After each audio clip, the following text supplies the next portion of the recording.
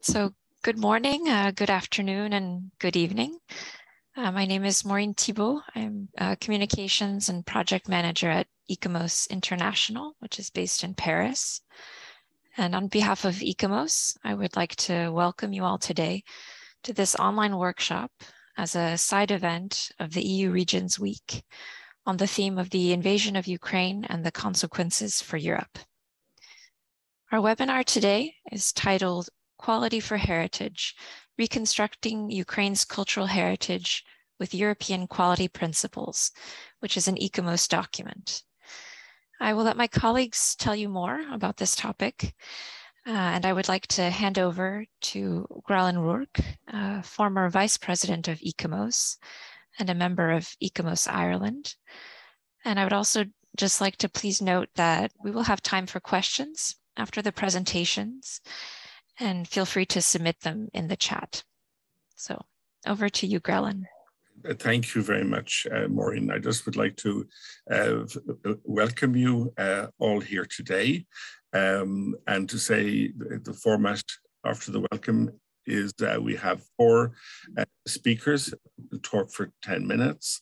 Then we will have a question and answer session, and then closing remarks. According to recent estimates by UNESCO, over 200 cultural heritage sites have been damaged by the war in Ukraine. And indeed, in the last 36 hours, I'm sure that number has increased, given the widespread bombing which has taken place throughout the country. It's important for us to be considering now how we can help Ukraine and its people make best use of EU resources. And indeed, certain national committees, such as Germany, Denmark, and Canada, and others, have been helping in the area of monitoring, documentation, and providing equipment and funding. One vital tool is in all of this is the ICOMOS European Quality Principles. And this webinar will provide an opportunity to make this important document more widely known, and we'll discuss how these principles can be used effectively in the road ahead. So Adeli, can I call on the first slide? So just a little bit of background before we start our talks. There is a considerable investment in the future throughout Europe in relation to our cultural heritage. And we must include in that, of course, the challenges that will face us in Ukraine into the future. And these quality principles were devised to ensure effective and sustainable use of public funding, to ensure that the awarding of future funding will not impact negatively on cultural heritage. That's a very important point. Also to ensure the establishment of standards, common standards, to underpin an effective code of practice and support all stakeholders, and to ensure the outcomes bring positive impacts. May I have the next slide, please? So the document stems from the work of an expert group, and some people who were involved in that group are here with us today as speakers. And this was assembled by ICOMOS, but under the mandate of the European Commission, and in the framework of a flagship EU initiative of the European Year of Cultural Heritage 2018. And the main object of the document is to provide guidance on quality principles for all stakeholders, directly or indirectly engaged in EU-funded interventions that could impact on cultural heritage. And stakeholders cover European institutions, managing authorities, international organizations, civil society and local communities, private sector and experts. And it acknowledges the need to develop capacities for all stakeholders. So this is really important point, that this document is of use for everybody involved, right down to the local communities. May I have the next slide, please, Thank you. So just so that you're aware of it, this is available on the ICOMOS Open Archive site. This is the second edition, which is the current edition. And I would just say that in reading this, it's essential to embrace the entire document and not just the summary. So these quality principles, I think, can be used widely in the heritage recovery process. And that's what we're here to talk about today. So I would like to call on our first speaker, Erminia SCHIACCHITANO. She was a contributor to EU Policy Framework on Cultural Heritage, a scientific advisor for the European Year of Cultural Heritage 2018, a member of the Quality Principles Working Group, and she's a member now of the Cabinet of the Italian Ministry for Culture.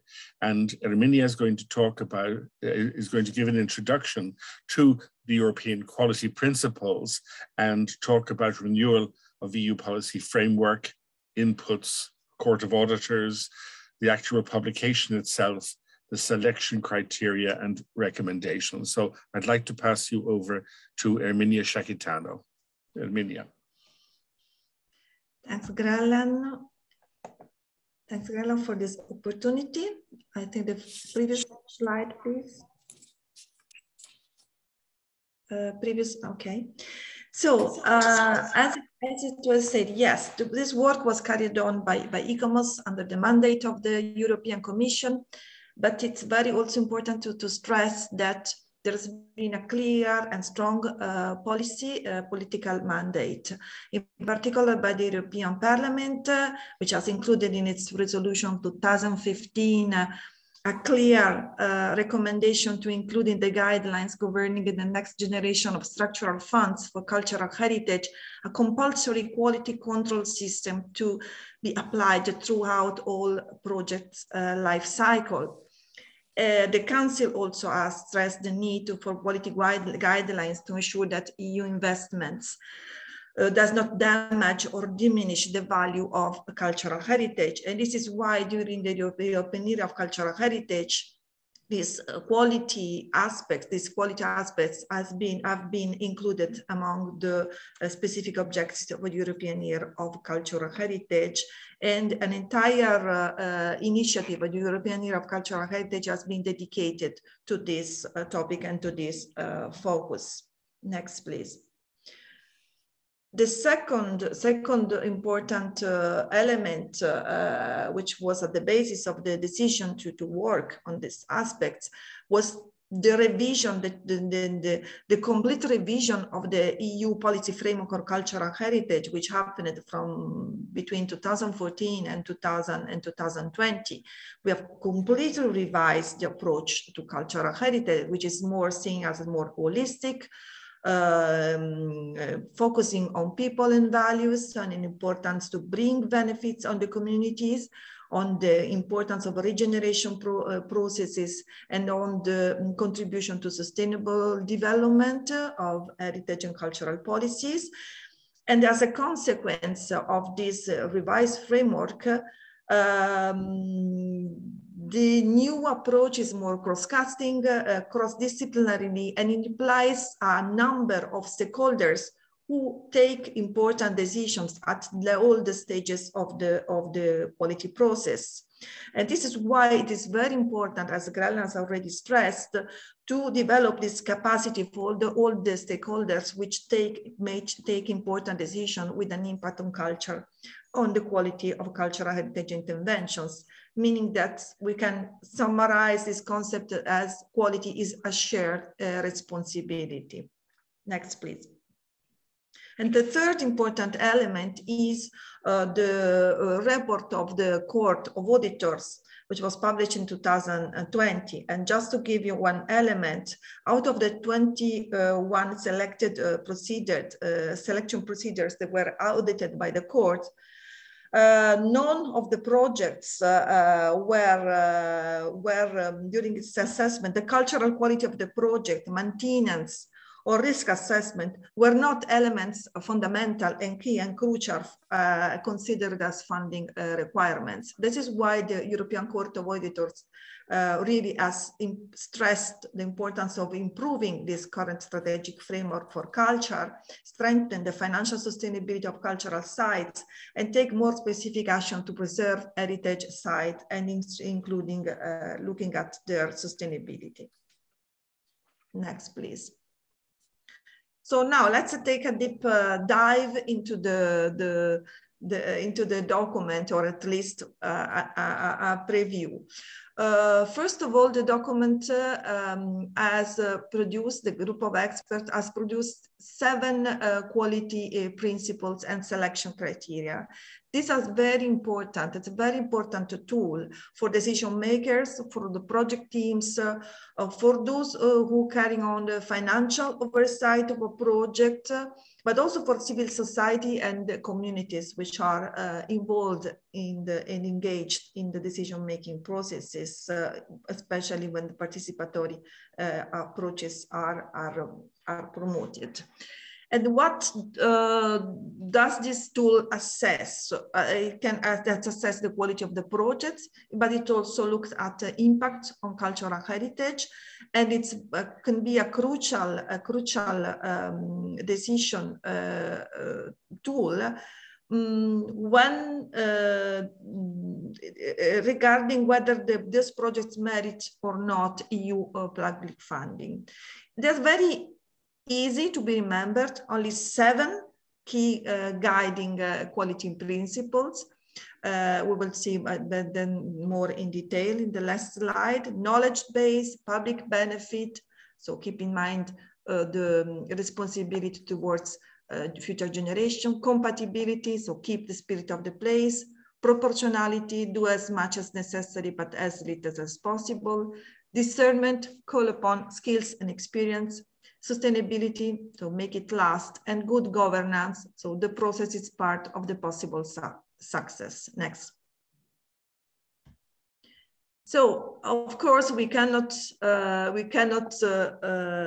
go too much in details on all these key questions, but what was important to show that how this tool can be is important, because let's say it provides the good questions. Sometimes it's more important to have good questions rather than good answers. These are the good questions that every decision maker should ask himself or herself before taking a decision concerning an investment of cultural heritage. For instance, in the first group, knowledge base. Has sufficient background research being completed, have all the elements being identified, and has a heritage impact assessment being carried out or evaluated, and all the options are being considered, and so on. Looking into the public benefit elements, in particular the element of common heritage as a common good, and compatibility. Looking, for instance, if the spirit of the place is respected, proportionality, the importance of the focus on conservation and repair, and if there is a considered approach, discernment, the importance of calling upon skills and knowledge and competencies, sustainability, and all the area of relations to the environment, and the good governance. So this important group of stakeholders, and the correct authorities and experts that should be involved in the decision-making process. Next, please. The document also lists 40 key recommendations, and it's very important because all these recommendations are grouped into and follow this a step-by-step implementation scheme. So the recommendations are grouped into the different stages of the project life cycle, referring also to the request of the European Parliament. So of course, they recall principles and standards, and how to advance quality principles, but then from programming to project briefs and tenders to the design phase, procurement, implementation, monitoring and evaluation, and governance, all the steps are analyzed. And then, of course, some elements, transversal, cross-cutting elements, like the government, the risk assessment and mitigation, research, education and training, and how to reward quality. Let's have a look at the recommendations. Again, we can't go into details, but some of the recommendations can be highlighted, for instance, concerning the principles and standards. If these are accepted and agreed, they're well established. The things that on these standards needs to be communicated by focal points. Remembering ourselves in advancing quality principles that cultural heritage is far more than a resource for economic growth, and it's a common good and should reflect sustainability, and also it represents a long-term investment which contributes to community life. At level of programming at UN national level, of course, building on identifying well who takes the decision at every step, and of course involve national heritage institutions, civil society organizations at all the stages of the project, including the first decision, and promoting community engagement. Project with some standards, again, being prepared, responsible, ensure well-informed research. And design phase, remember that the new uses should also reflect intrinsic value. And of course, request need its expert conservation advice at all stages of the process. Next.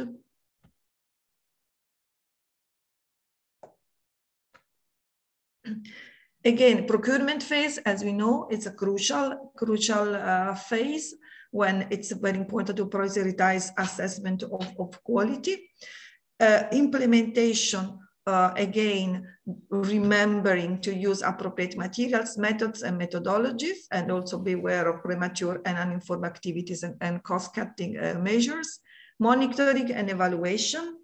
And then also the transversal element of the governance, of the risk assessment and mitigations, the need to carry on appropriate and support appropriate research, but also to work on education and training for cultural heritage professionals who work on the sector. I leave now to the next speaker. I hope that I have at least invited you to discover the quality principles document. Thank you very much, Erminia. I think this document is going to be so important in setting up the framework for reconstruction in Ukraine, and there's a lot of information there. It's all set out very, very clearly, and I think this will be of enormous help at all levels. So we move on now to our second speaker, Riin, who's Vice President of ICOMOS International with responsibility for Europe. She's Associate Professor and UNESCO Chair at the Estonian Academy of Arts.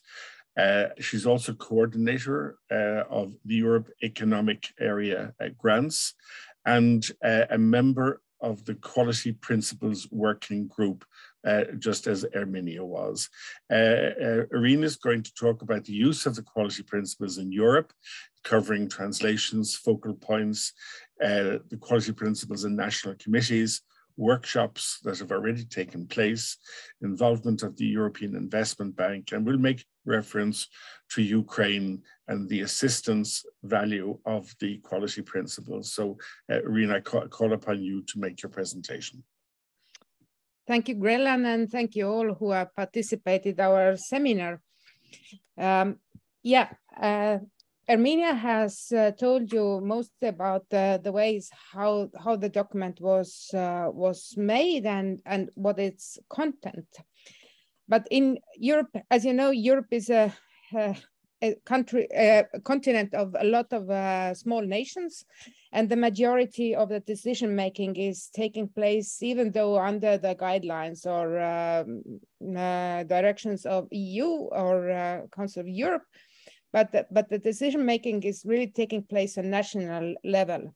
And that's why it is extremely important that to involve the decision makers is to make the translations. And I'm very proud and happy that we have a lot of translations of the quality principles that can be directly now used in, for example, selection criteria for some local bids. We have them already in 10 languages and 3 are on the way, including Ukrainian translation. So they are all accessible on ICOMOS website. And I think also that the translation, it's not just to make them available, but it's also to think them through. Translation is a process always. So it involves people and it helps to set the mind. The next slide, please. And we have formed in Europe a group of focal points. We have 34 focal points from ICOMOS national committees and 12 from international scientific committees. And we have held already a series of online meetings and also one in-person meeting in May in Paris. And the idea of having this group of focal points is to exchange experience and share the experience. And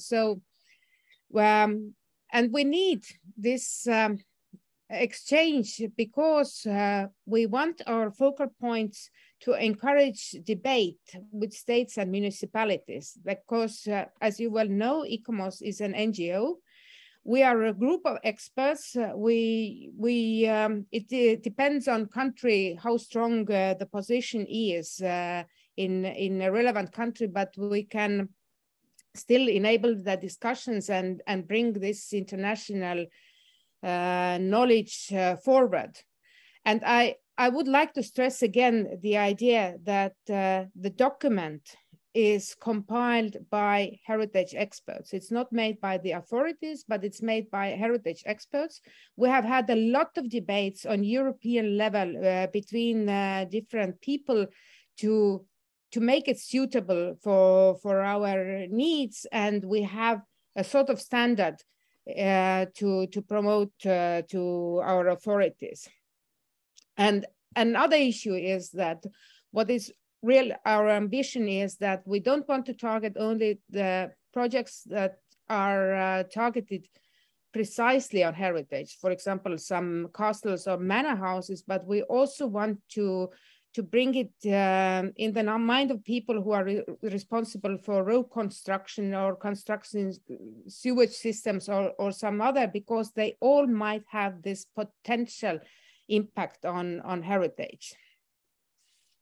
The next one, please. Yeah, and we have had several workshops already. The translation started last year, but we have had, let's say, these workshops have been taking place in the edges of Europe, in eastern and southern and also northwestern part of Europe, not so much in the center. But these have been quite intriguing to attract the policymakers. The next one, please. And then, as ICOMOS is really a global and very interlinked organization, we have a working group on rights-based approaches in ICOMOS, which is very much about community involvement. And this rights-based approaches group is organizing Heritage Thursdays, and I'm giving here you a link on a webinar that we dedicated on the inspirational documents. And I think quality principles can really be called an inspirational document. It's like many other conventions and charters, it's laying out the principles that have been agreed together. The next one, please. And we have also a lot of, already quite a lot of influence on policy papers. For example, I'm bringing up here this European Investment Bank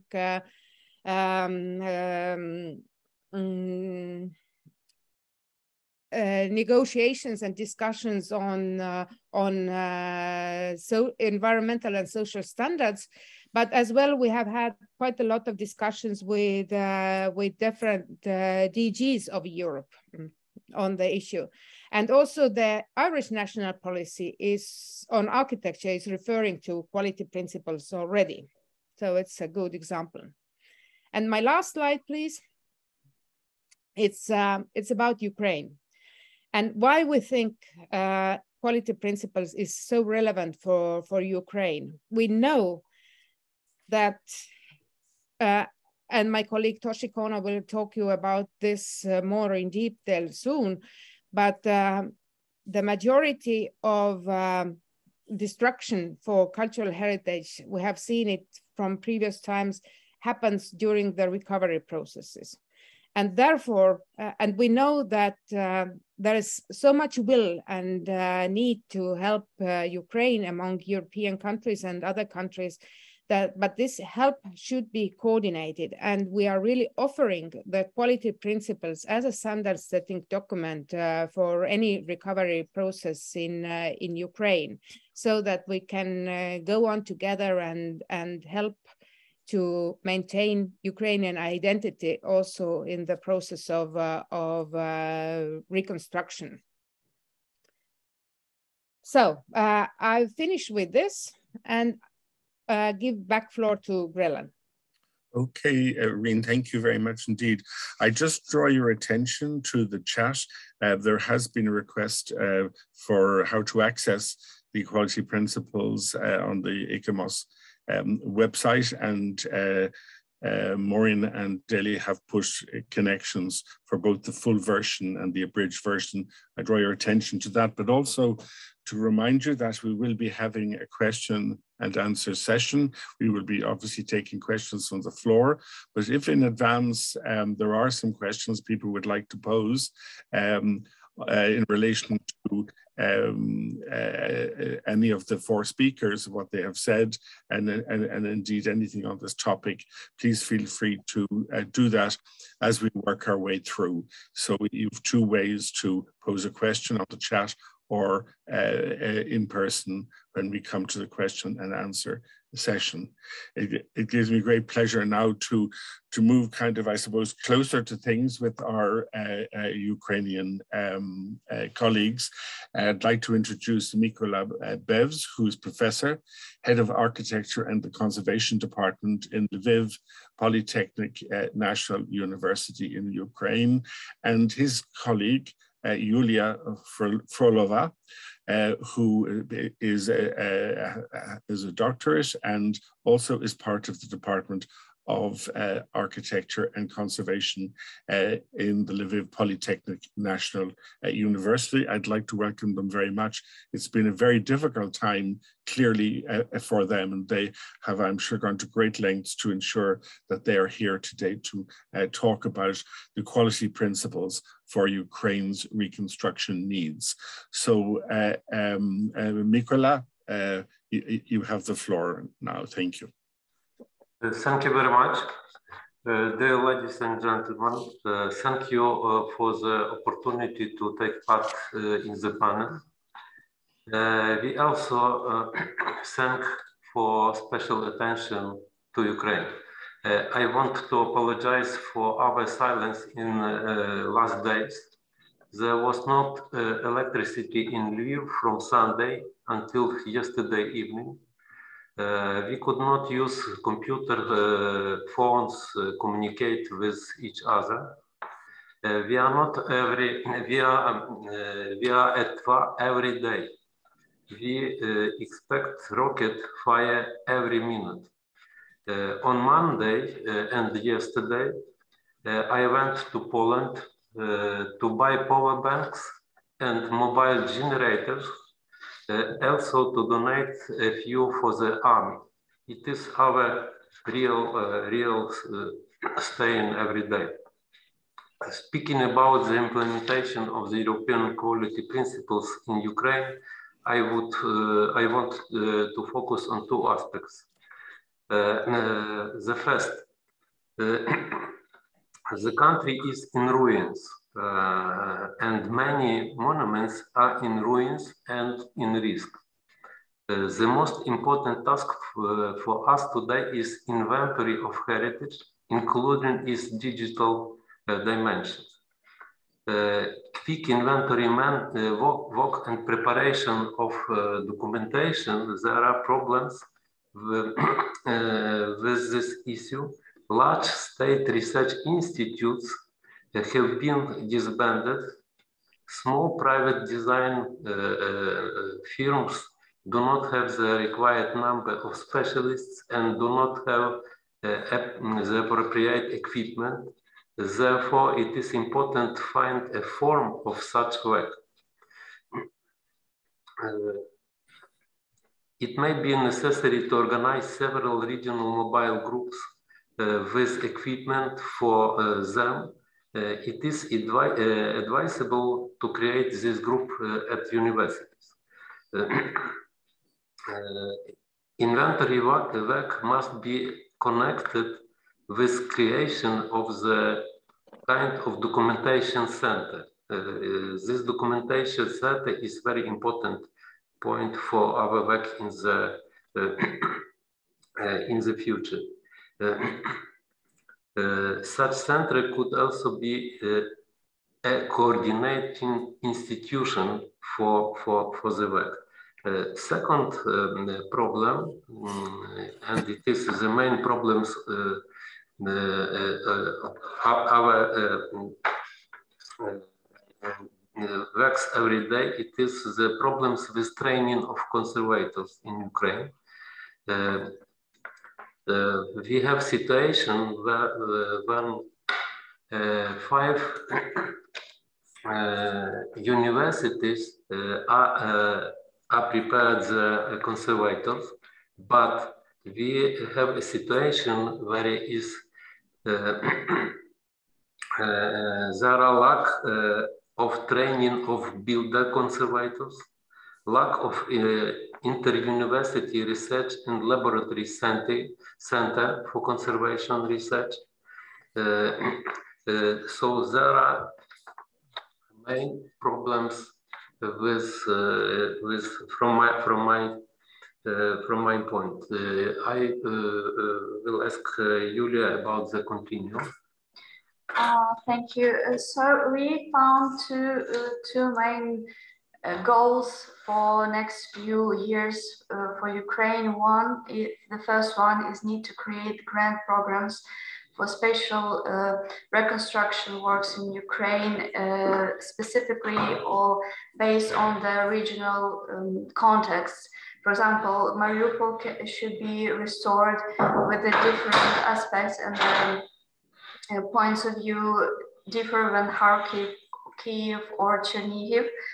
In this way, we ask for create real grant support for specific objects and areas in Ukraine, and also provide training like grant managers in Ukraine, because we also face the problems of preparing documentation for grant propositions, where Ukrainians are lack of information, for example, or even just monitoring the government situation in Ukraine. So this part of the professional training is really needed right now in Ukraine in the future years for renovation and reconstruction.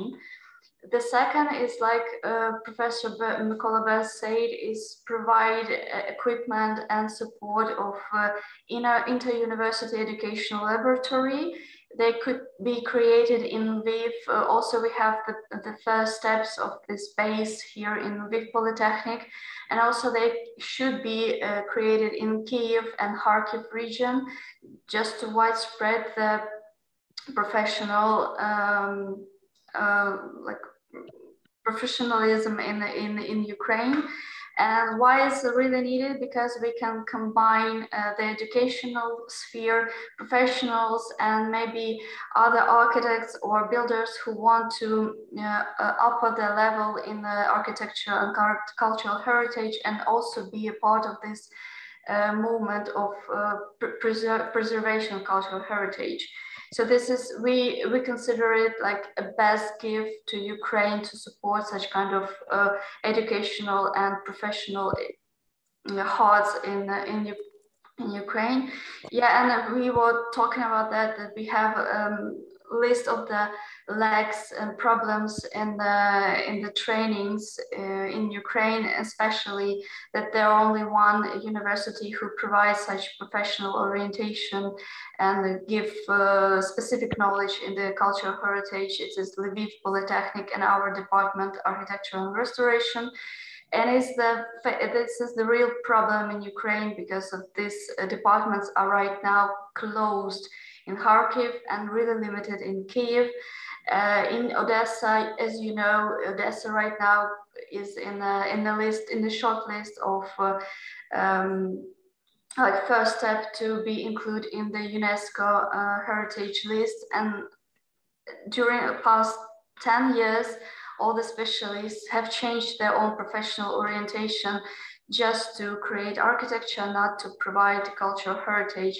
So this is the real situation in Ukraine. We face war, we face damages, we calculate all the information and data about the destruction and about the losses. And the same, we have to create this way in next few years, probably 10 years, to provide professional support in the renovation. And also we have the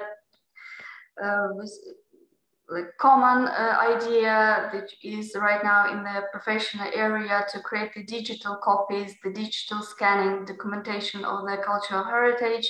And also we, like our department, provides such services of scanning architectural or art monuments. And also on the government level right now is the program to scan and to document all the damages and also provide services to preserve existing cultural heritage. Yeah, so this is, we ask for create the mechanism of observing monuments and protection regulations, and also include and integrate the European documentation, especially UNESCO World Heritage resolutions, recommendations, other documents on the government level. And also we know right now, for example, the recommendation about the tangible heritage on areas where is war or in danger. This regulation guidelines is not used in Ukraine. I mean, like our military, our army don't know about these regulations. They don't use this recommendation, for example, right now in the daily basis. So it's also a next step just to provide this documentation and use.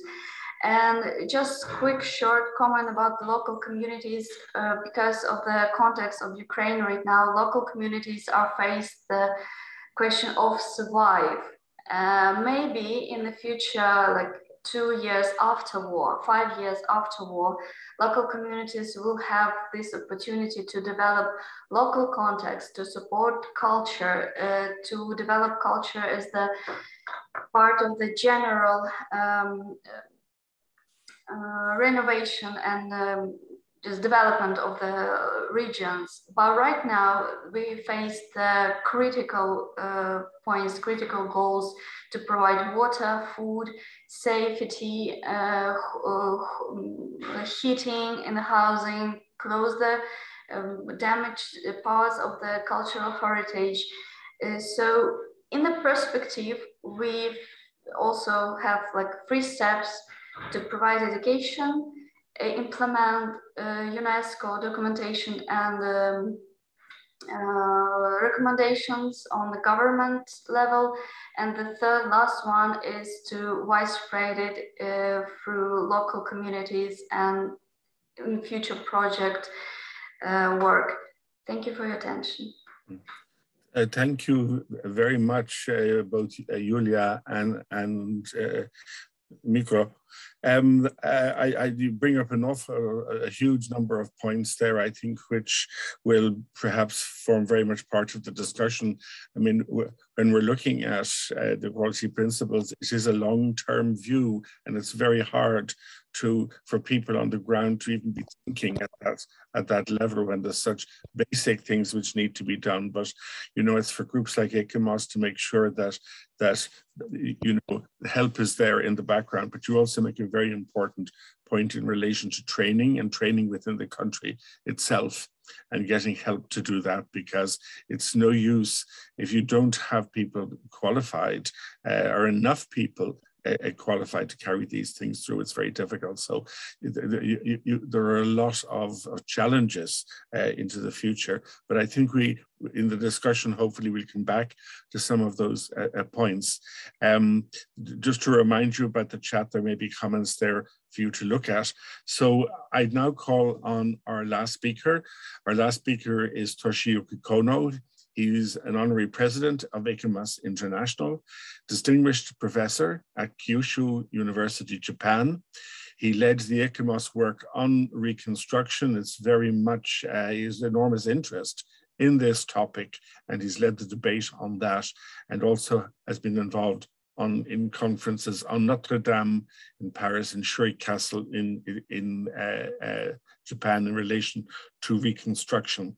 Toshi is going to talk about lessons learned from other post-disaster recovery and reconstructions. He'll be looking at case studies from outside of Europe, although he will include Notre Dame de Paris.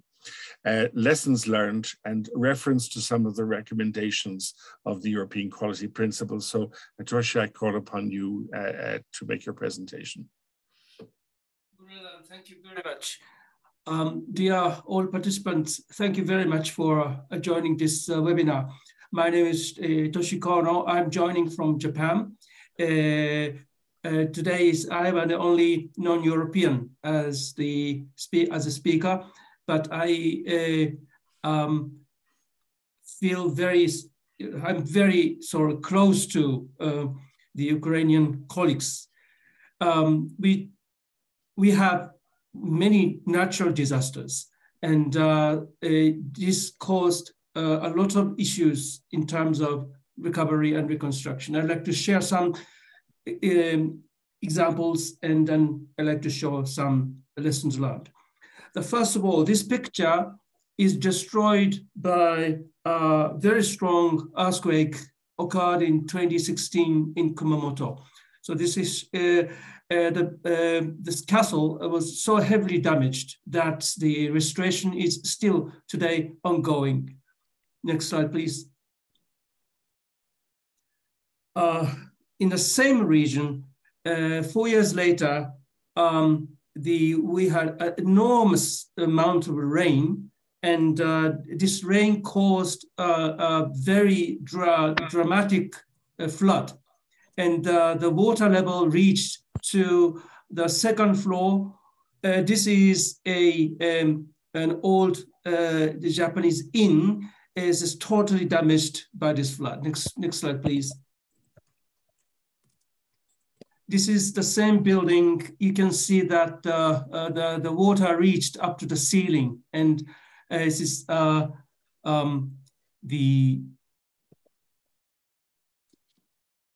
extremely damaged by the muddy water. Next slide, please. This is a house in the same region. You can see how destructive the water was. Water is not water. This is just a huge amount of mud, and this destroyed the house completely. Next slide is a basilica in Christchurch in New Zealand. In 2011, the big earthquake occurred twice. And as you see that the very symbol of Christchurch was destroyed this way. Next slide, please. These are the other parts of the city. On the left-hand side is the Castle Streets. On the right-hand side is the New Regent Streets. You see that not only the monumental buildings, but also many beautifully preserved smaller houses were destroyed this way. Next slide, please. And this is the Mackenzie and Wills building. Is that on a commercial building, but except the facade, the building is not anymore usable, so that only the facade was kept after this earthquake. Next slide, please. So this is the interior of one of the biggest wooden building in New Zealand called McLean Mansion. Due to the soft structure of wooden building, the building itself was somewhat kept, but interior was so heavily damaged that the substantial amount of restoration works were needed. And next slide, please. And this is Knox Church. This is Presbyterian Church in Christchurch. As you see that the building was heavily damaged, and then after the earthquakes, the local community were discussing if this should be relocated or stay in the same place, but decided to keep in the same place. But the building cannot be used any longer, and especially it would be far too dangerous to use the same structure, so that the building was demolished, and then only interior was saved in somewhat. Next slide, please. So as you see, this is Notre Dame on April 15th, 2019. Next slide, please. So the 6 months after the Notre Dame instance, the Shurijo Castle, you see on the right-hand side, was burned and completely lost. This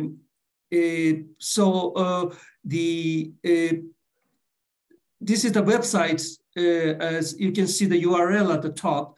This is the website which shows 2 cases in a comparative manner. And so from the history and the loss and the reconstructions and the future as well. And next slide, please. These are this is just an example from this web exhibition. On the left-hand side is Notre Dame, on the right-hand side is the Shuri Castle. The 2 monuments are very different. History is different, and material is different, and cultural significance was also somewhat different, but the social reactions were very similar. Social reactions are very similar. So in this context, the involvement of the local community is highly, highly important. So next slide, please. So these are the short list of lessons learned from these cases. Well, these cases were not the cases of intentional destruction, nor armed conflict. This is based on the natural disasters or fire, and maybe some failure, man-made failure. But in terms of recovery and reconstruction concerned, we can draw some lessons which can be applicable to the situation in Ukraine. First, the communication channels between the relevant authorities is highly important. In a case of Christchurch or Kumamoto City, once a recovery process started, the authority responsible for emergency measures had huge power. And they, practically speaking, have overridden the conservation requirement. So they come with huge money and power, and old buildings were demolished. So the New Zealander colleagues say that maybe it's more lost by, let's say, measures taken for emergency than the earthquake itself. So this is a big lesson that the communication between the authority for heritage conservation and the authority for the emergency measures needs to be established before the recovery process gets started. Once the recovery process started, it is so quick and it is so huge that the communication is no longer possible. So it is now that this communication channel must be established. This is the right moment. I know that the heritage conservation is not on a high priority on the list, but the establishment of communication should take place now. This is the first one. Second point, the many historic houses, especially not listed ones, small vernacular houses, were lost because owners decided to demolish. Owners are devastated. Owners are devastated after the big earthquakes. They were helpless. So then emergency authority approaches them. If you decide to demolish your buildings now, we can pay it. So instead of paying demolishing their houses at a later stage with their own cost, they opted for the demolishing with tax money. So this decision had to be taken within a very short period of time. So these owners were left alone and devastated. But there are some cases where the historic houses were saved and restored. And these are the cases where the owners had communication and contact with experts. In these cases, experts could give advice what to do and funding mechanisms. So the pre-disaster communications between experts and owners seems very, very important, especially for vernacular houses. Third point, importance of intangible cultural heritage. The traditional buildings techniques, traditional craftsmanship are indispensable. So it is in this context, I fully agree with the Ukrainian colleagues that the training seems as very crucial in this context. The next point, similar social reactions. In the case of Notre Dame, Shuijo Castle, and Kumamoto Castle, the communities reacted toward recovery and reconstruction. They really wanted to have it again. And this is the power of cultural heritage. So it is very important to stress that the cultural heritage is the power to unite communities again. Last point, leading principles guidelines.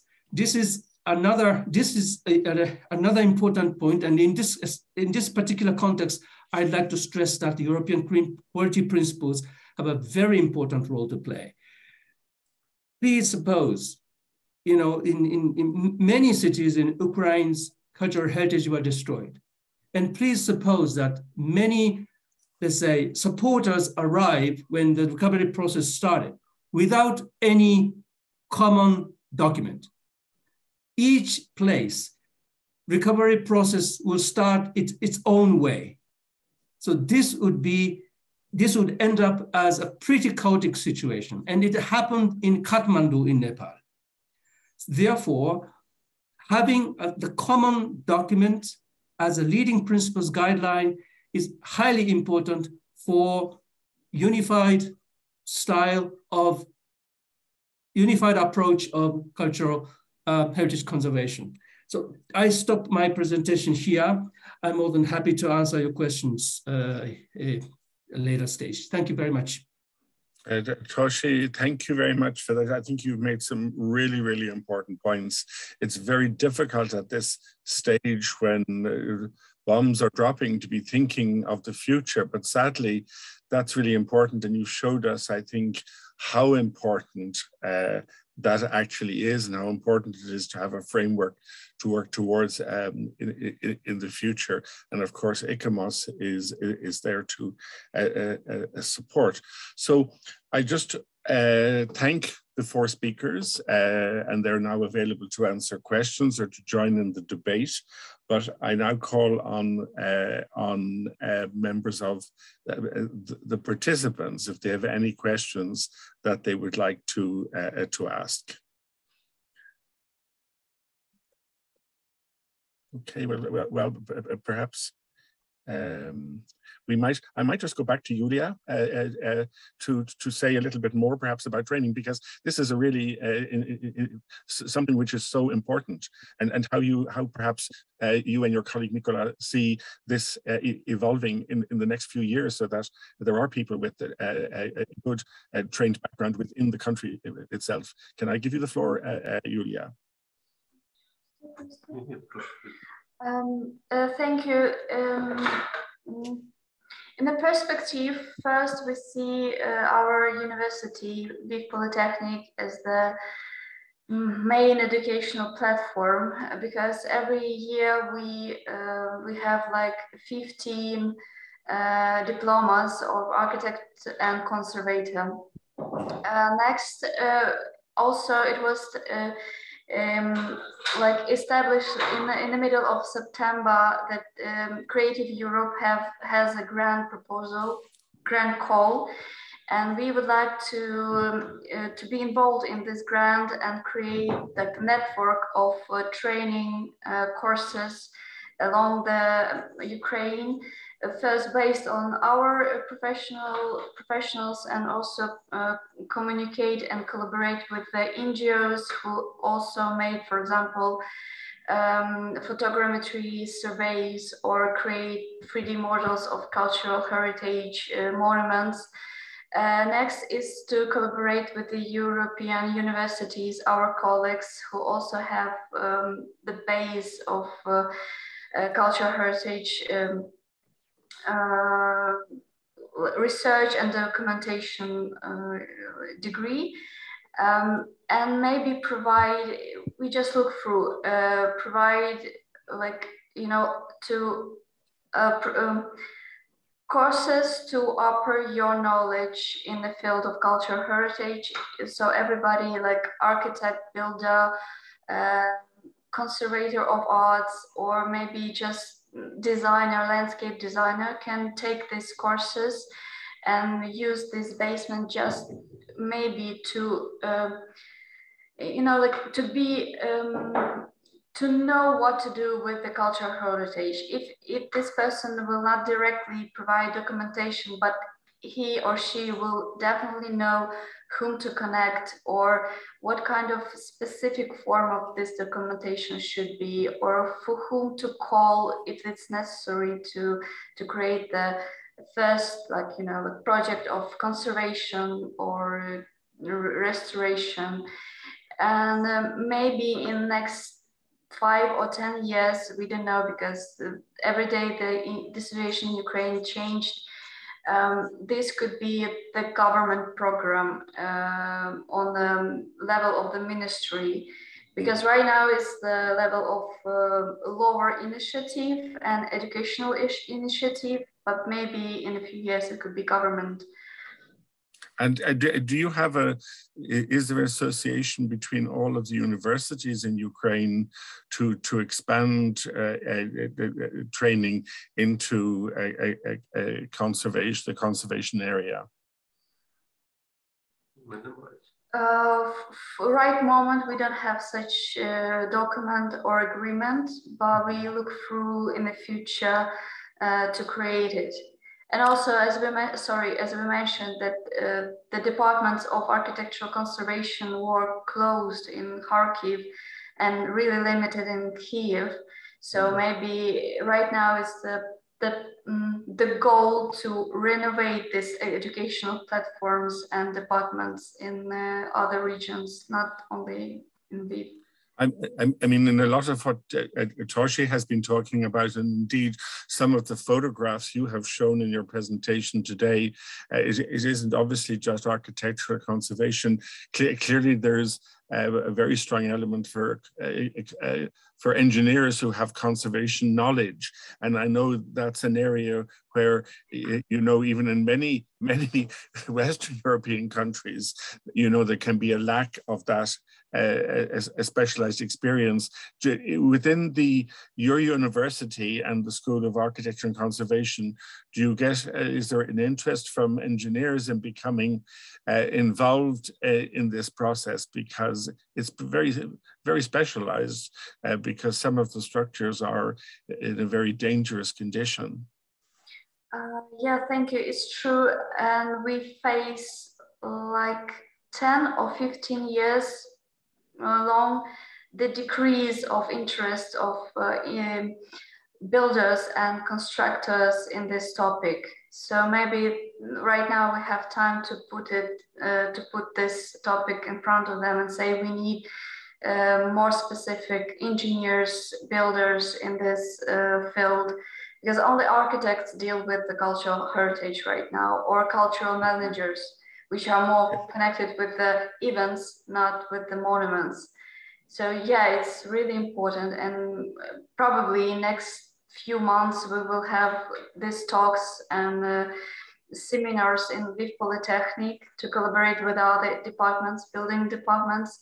And also, if we form this grant proposal, in this grant call in Creative Europe, we will ask our colleagues around Europe to communicate, collaborate with us, also because we have a lack of engineers and builders in this sphere. And yeah, it will be really important next few years for Ukraine. There's a question which has come up that I don't know whether you or Mykola could advise about, but the question is how young archaeologists and conservators, how can they be part of the protection of cultural heritage in Ukraine when they are maybe quite distant from Ukraine itself?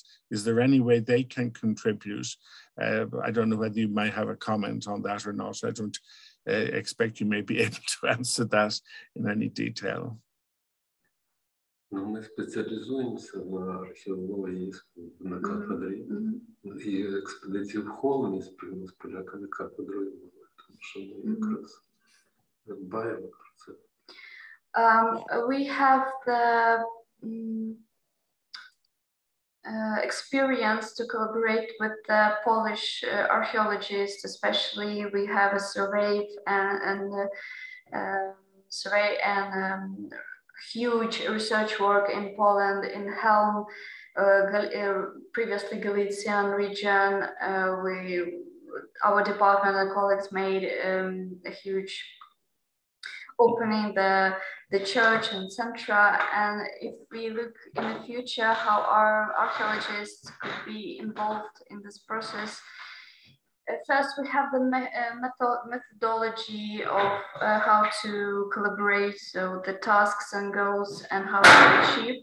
But maybe in the future, every help will be needed also to identify the objects and maybe places.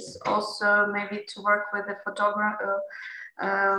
photogrammetry and pictures, or maybe just to create also the digital copies, digital models of the places, archaeological places. And also it's more important to the information, to just exchange of information and the knowledge about the different periods and aspects in the field. It's just a dialogue. I think we have to start this dialogue between different colleagues, different professionals, and yeah, thank you.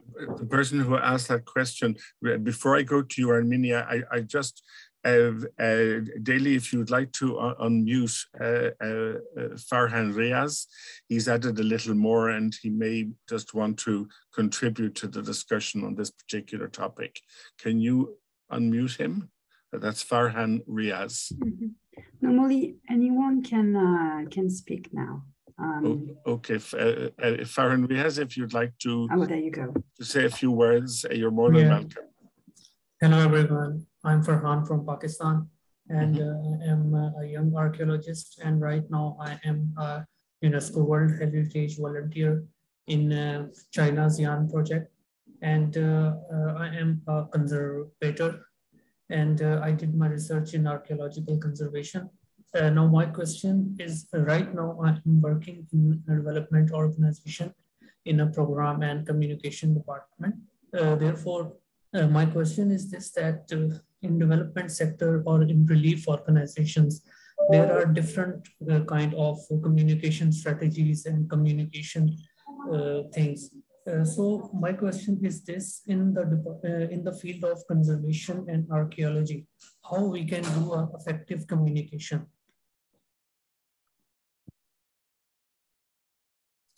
My question is from Maureen. Maureen, can you Sure. comment on that? Sure. Oh, thank you, Farhan, for your question. And if you'd like, I'd like to, we could connect directly after the webinar if you'd like to have some more specific questions. But I think one of the key things we can do in terms of communication is raising awareness. And just as an example, holding events such as this one, webinars that are accessible to people all over the world to raise awareness of the situation and to bring light to really what are the needs on the ground. And I think it's really invaluable for us to have Mykola and Yulia with us today. We're very fortunate they were able to join us despite the complicated circumstances. But I think it's essential to hear from them directly. What are the needs on the ground? What can ICOMOS do? What can young archaeologists and architects do, even though they are far from Ukraine, as you asked? So I would say raising awareness is the first thing to do. But I think just to stress that, there is this connection between ICOMOS in Paris, our international organization, and ICOMOS Ukraine, and certainly we'll be working with ICOMOS Ukraine well into the future. But I'll comment maybe a bit more on that as I'm summing up. But I'd like to just call on Erminia, who wanted to say a few words, and then we might try and go back to Christina. So Erminia, you have the floor. Building on a question that was made by Ondina Taut, which unfortunately cannot intervene, I think it's important for our Ukrainian colleagues to know that they can also activate some important resources using the EU civil protection mechanism, which can also be used for cultural heritage, for instance, for training, for expertise, for resources. Actually, the EU civil protection mechanism is active in Ukraine. So it's a good suggestion to activate and to look into this resource for those, also for the training needs and the preparedness and recovery. Thank you, Erminia. While we're really on the subject of training as well, Christina, would you like to contribute at this stage? Yes, can you hear me? Yes, we can. Thank you. Apologies, because multitasking with the day job this morning. I'm really, the colleagues in Ukraine, you are an inspiration. It's really, I think it's the second time I hear you talking. I'm really think we really need to help you, and your idea about this center, I completely agree with that, and I think will be a great opportunity globally, because we have the annual general meeting a couple of weeks ago in Florence of CIF. We are planning to do this global survey of the education and training, because we found, things are a bit strange at the moment, and as Professor Carbonara put it, is a bit of regression. So I think this could be also an opportunity to give a push to the whole field. And a center that maybe can be placed in Ukraine and being a state of the art, I think could be quite inspiring globally. So any help we can do, of course, I'm talking as president, and we are a committee of 70+ people, and it's something we'll have to discuss, but all my support for that. And I release what we did in ground. I have some comments on the quality principles as well, in terms of the explicit aspects of the expertise. As we hear from the colleagues in Ukraine, the most important thing is having people that is trained and educated, that is able to work on it. And maybe the principles are not as explicit. Of course, you have the public benefit, critical, very important, but if you don't have the people that really can take on these projects, you don't have anything. As we know, people makes all of these, and you can have great systems, but if you don't have the people with the correct, the right training and education, nothing is going to happen. So that's why I think we need to put this emphasis in ideas such as the ideas in the colleagues in Ukraine, because it's where all start. Education is the key. If we don't build that, we don't have the rest. So I think our focus, efforts, money, and in a way I have experience actually at the end, it didn't happen, but I put together a proposal for a lab. And actually it's not a lot of money you need to put together. And also I was thinking things like these drones are used now for the purposes of war. This can be repurposed for the purposes of documentation. And I think this is what we need to put in the agenda and lobby for, to have a kind of plan for using all these things that are there to reconvert them for peace and conservation. And I think that's something that could be attractive for funders as well, if you present a project like that. Okay, Christina, thank you. Maureen, we might get you to just put Christina in touch with Mykola. And just to remind people that CIF is the International Scientific Committee of ICOMOS dealing with education and training. I might just next call on Christina Bicheva from Macedonia. That she has put something in the chat, but she had organized a very important, you may have noticed in the presentation that Riin gave, an important meeting to promote the quality principles. Christina, would you like to say a few words? I think you're unmuted, yeah. Yes, I'm here. Grellan, everyone, good afternoon. Horoshiden, Mykola, and Yulia. I have a question here for Yulia and for Mykola. It is wonderful what you're doing, the steps that you are taking as university and other universities in Ukraine at the moment. We also have information about many civic and private initiatives, some formed by only several enthusiasts who are doing documenting, 3D modeling. He also spoke about it. We do have the information on that. But what is the state, the government doing, the Ministry of Culture at the moment?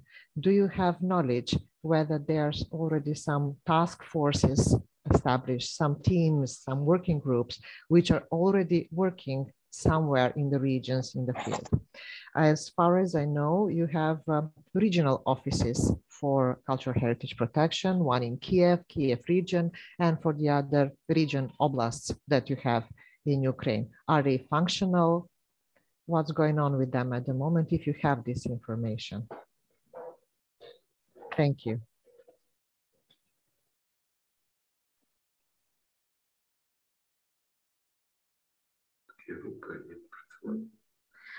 So currently, thank you for your question. Currently, ICOMOS is one of the bodies who influence on the Ministry of Culture in Ukraine. And if we are not mistaken, right now, Ministry of Ukraine support the digitalization of cultural heritage. They provide base network and scanning equipment to collect the data.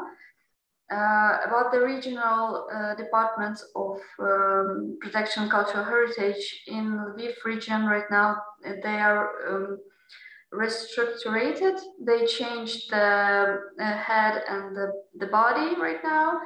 And also we know that the law of architecture and specific urban development right now is changing. Probably these changes will take place in cultural heritage protection.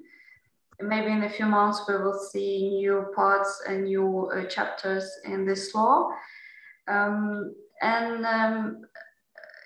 So yeah, basically they just provide data and information to the general public, but don't have any specific programs. We know that there is the collaboration between Ukrainian specialists in Poland, like Dom Odbudowy. That's the webinars and seminars between architects and conservators in Ukraine and Poland to create the programs, the goals for next renovation and restoration.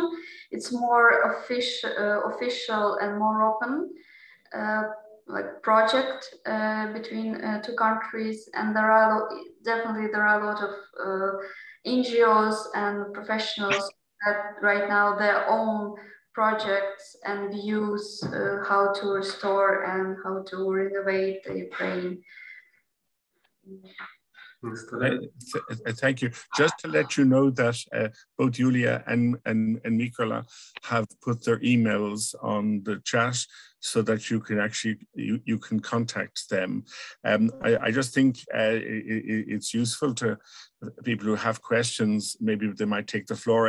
Elena Dimitrova is here with us. She was also part of the working group in the creation of the quality principles. Elena, would you like to put your question to everyone? Yes, thank you, Grellan. I'm really glad to see you all here. And thank you, Mykola and Yulia, for just letting us know and feel what happens and try to believe that crisis is also a period of opportunities, and we could be helpful here. What I was thinking while I was listening to the discussion was about the fact that, well, yes, this restoration, conservation, expert knowledge is really very important. It's crucial, but it is also another side of the implementation of all these principles we have been trying to formulate. And it is about some capacity building within local authorities and people who are involved not in the preservation and who believe that preservation is crucial. But what Toshiyuki KONO mentioned was about the fact that in such a time of crisis and emergency, it's sometimes difficult to convince the other actors that this is a priority, and it is this conservation and restoration of heritage is a priority that should be taken into consideration because of the long-term thinking of the future. Do you have any communication channels to be helpful to local authorities in what is happening at the moment and trying to help them realize that there is also this kind of important care to take?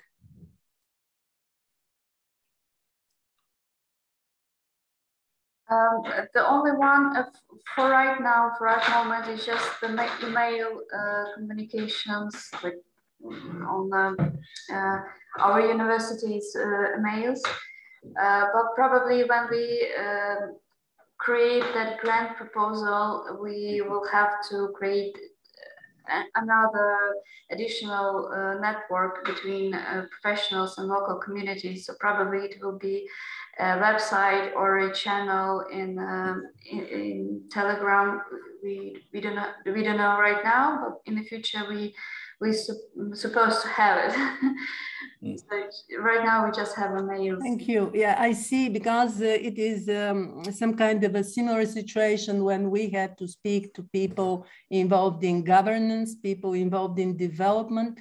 Some of them just consider preservation of things as a separate field, and it is not. And it is about the integrity of the process.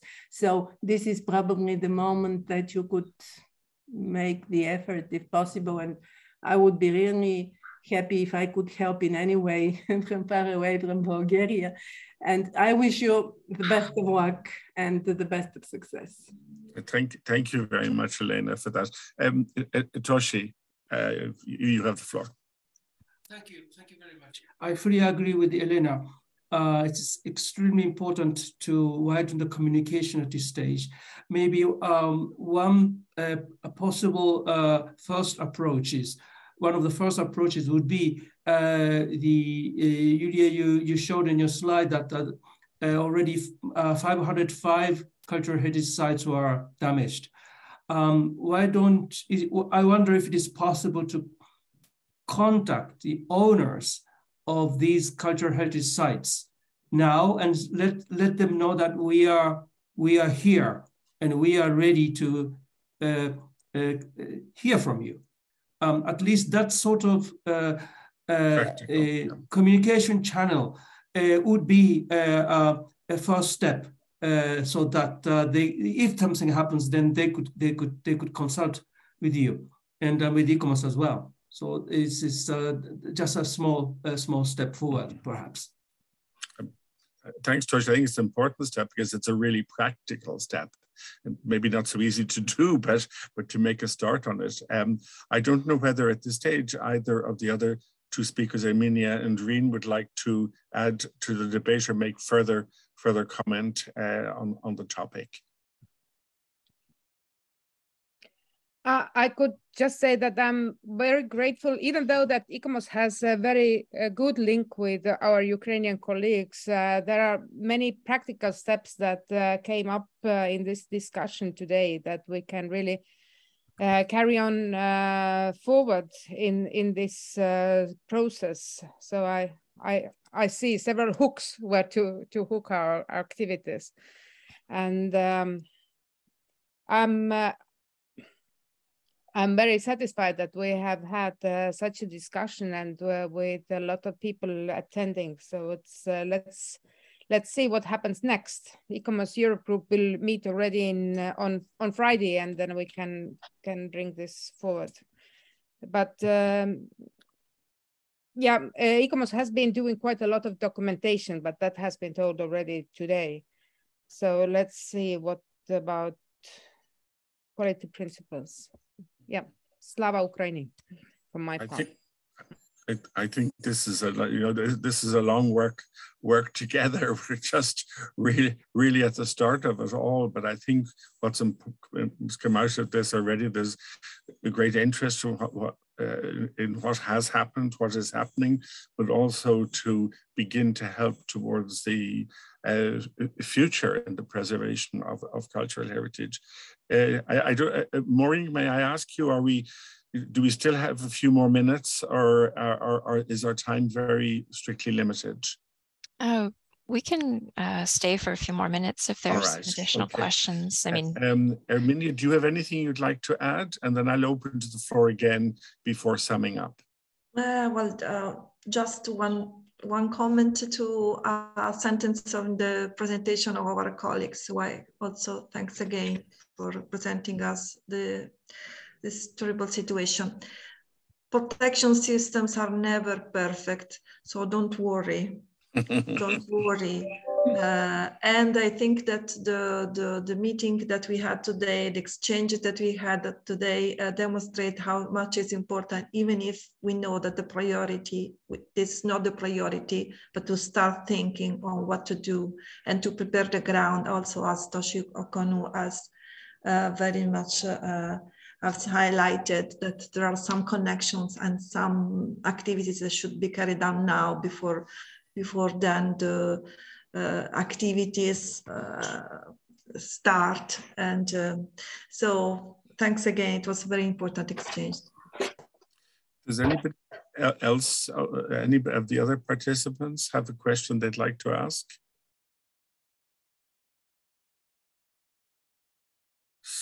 So, I mean, if not, this is being recorded and will go on the website. I'd like to sum up by just first thanking the participants for joining us here today, and also our four speakers. I think what's perhaps the most difficult thing to grasp is looking into the future of what might happen when things are so bleak and so dark at the moment. And I think that is, can be a bit off-putting, but I think Toshi made the really important remark that work done now where is not going to bear fruition straight away, it's going to be long-term, but it's important at least to make the start and to set up within Ukraine a framework for working into the future. I mean, there is so much to do, but I think what's important is to realize that a lot of your colleagues want to help. Those involved with the quality principles want to see these to help preserve the cultural heritage. And what's important as well is not just to think of World Heritage or to think of important monuments, but not to forget the vernacular.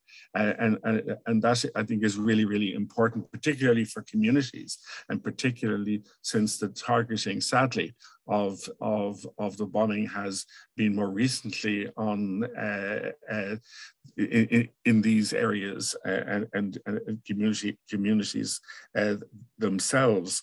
The recovery process is going to be very long. I think it's very clear that from this discussion, so many things are included, but I think what's important is that we working with you, ICOMOS Ukraine, into the future to help you through, as Riin has said, through the Europe group, but also through the international scientific committees, because there are specific committees which may be able to focus some of their work, which could add in helping you. But I think what's important is that that ICOMOS Ukraine would set up a focal point or a group of people to channel this through, because communication is going to be really important, and people have a lot to say, but we need to hear an awful lot from you. You're the ones on the ground, and I think that this is just the first webinar or workshop of very, very many, and we're talking about a national level at this stage, but into the future when things settle down and the recovery is in place, there will be the possibility to set up communication even at a more regional and community level. And I think just to bear that in mind, I mean, there are huge challenges ahead, but certainly ICOMOS is there to help you, and is an organization that's not going away. So it's going to be there with you into the future, and to rely on them. We thank you very much for all the difficulties I'm sure you have both had, Mykola and Yulia, in relation to being here today. I don't know how you did it, but I think the fact that you were here made a huge difference, and your emails are on the chat so that people can actually contact you. I would just like to finish up, because I think we're just over our time, but finish up to thank Maureen Thibault and Daily Ronsin-Quéchon for at the Secretariat for helping us put all of this together and managing this today. So at that point, I close and just thank our speakers again, and we'll be back. Okay, thank you very much.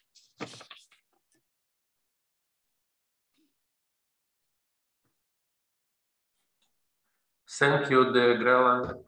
Thank you, all organizers and all participants. Thank you for your support. And just remember, I'm sure Maureen or Daly will save the chat. There is information there which can be of help to you. So have a look at that. So thank you. And thank you again, Maureen, for managing all of this. Thank you all, and I would just like to draw your attention. I've put it in the chat, but we will continue our conversation on the quality principles with another side event on Friday, this time on the theme of the green transition. So we look forward to seeing some of you there. And thank you again to all of our panelists and participants, and to Dili for her help.